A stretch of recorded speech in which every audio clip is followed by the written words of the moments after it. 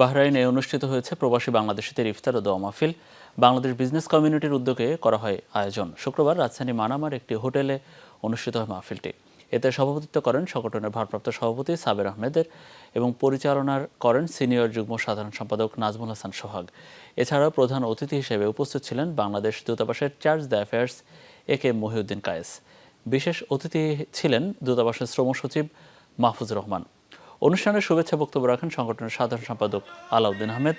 আরও উপস্থিত ছিলেন বাংলাদেশ স্কুল বাহরাইনের চেয়ারম্যান মহিজ চৌধুরী, সংগঠনের প্রধান উপদেষ্টা ফয়সাল মাহমুদ চৌধুরী, ফুয়াদ তাহির শান্তনু, আসিফ আহমেদ, মাজারুল হক নয়ন, সেলিম রেজা, আনোয়ার হোসেন সহ অনেকে।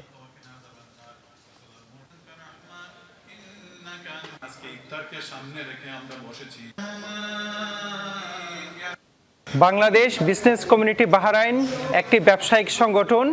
এই সংগঠনটি বাংলাদেশ ও বাহরাইনের মধ্যকার ব্যবসা বাণিজ্য প্রসারে কাজ করছে। এছাড়া বাহরাইনেও বসবাসরত প্রবাসীদের জন্য বিভিন্ন রকমের জনসচেতনামূলক কার্যক্রম চালিয়ে যাচ্ছে। বাংলাদেশ কমিউনিটির সকল নেতৃবৃন্দ দলমত নির্বিশেষে উপস্থিত ছিলেন।